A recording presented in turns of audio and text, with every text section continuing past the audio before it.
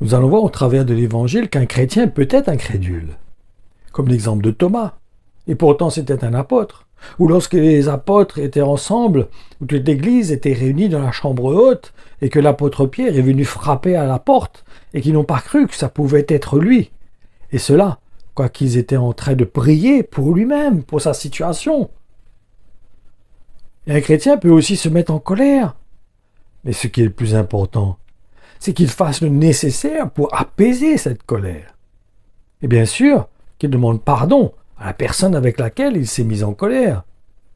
Voyons à ce sujet ce que nous enseigne l'Évangile. Comme dans la lettre de l'apôtre Paul aux Éphésiens au chapitre 4 et dans le verset 26. Il est dit « Si vous vous emportez, ne commettez pas de péché, ne laissez pas le champ libre à la colère, et que votre ressentiment s'apaise avant la nuit. » Ou encore dans l'Évangile de Luc, au chapitre 17 et dans le verset 4, il est dit « Même s'il revient te trouver 7 fois de suite le même jour en disant « Je me repens de ce que j'ai fait », pardonne-lui. » Est-ce que nous sommes dans cette démarche? Est-ce que nous comprenons qu'un chrétien peut avoir des faiblesses, des manquements? Il peut nous blesser par une attitude. Il peut avoir des réactions qui, quelque part, qui nous agacent. Rappelez-vous que Jésus-Christ, à certains moments, était agacé par ses disciples. Il les a traités de race de vipères, il les a traités de tous les noms, vraiment c'était humiliant, c'était rabaissant ce qu'il leur a dit. Parce qu'il peut arriver, ce n'est pas un péché, quelque part, d'avoir une faiblesse ou d'avoir un manquement ou de rater ou d'avoir un moment d'incrédulité, de douter dans notre foi. Qui n'a pas douté dans sa foi? Qui n'a pas eu un moment où il a douté? Il a remis en question sa foi. Tout chrétien a eu un moment de doute dans sa foi, dans sa marche. Mais cela ne remet pas en question son salut, du moment qu'il reste attaché à Jésus-Christ, du moment qu'il s'identifie toujours à Jésus-Christ, qu'il porte sa croix, qu'il meurt à lui-même. Et cela signifie de rectifier la situation, cela signifie de s'humilier, de demander pardon à la personne qu'on a blessée. C'est cela qui est important. Parce que tout le monde pêche, d'une manière ou d'une autre, nous péchons. Mais la perfection se fait dans l'ensemble de l'Église, dans l'ensemble du corps.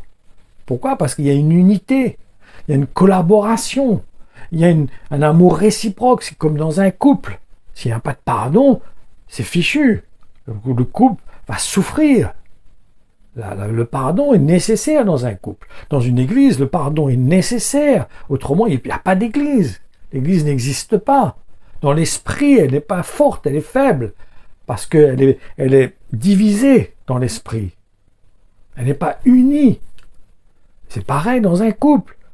La haine, l'amertume emmène un couple à être séparé dans l'esprit. Ils peuvent vivre ensemble dans la même maison, mais être séparés dans l'esprit parce qu'il n'y a pas de pardon. Il n'y a pas de miséricorde. Donc c'est important pour nous de comprendre le cœur de Dieu. Qu'on peut être incrédule, on peut douter. Ce n'est pas un problème. On n'est pas obligé de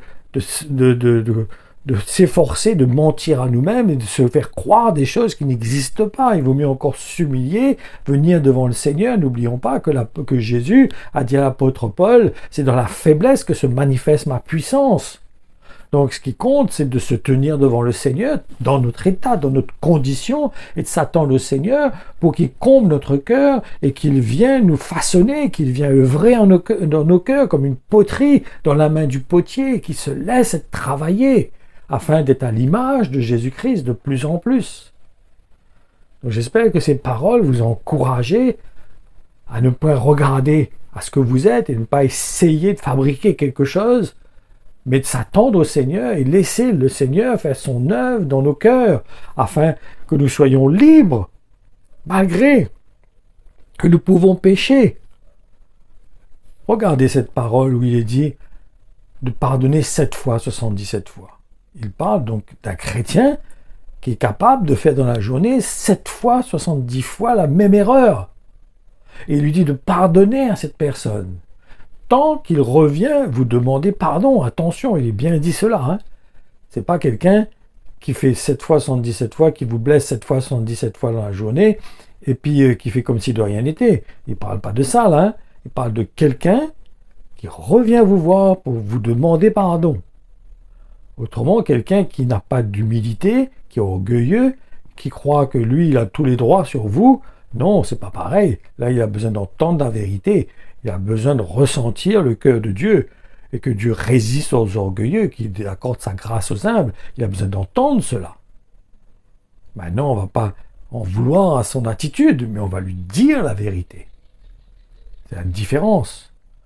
Donc, dans tout ça, positionnons-nous dans l'Évangile, comprenons le cœur de Dieu pour nous et marchons dans la vérité.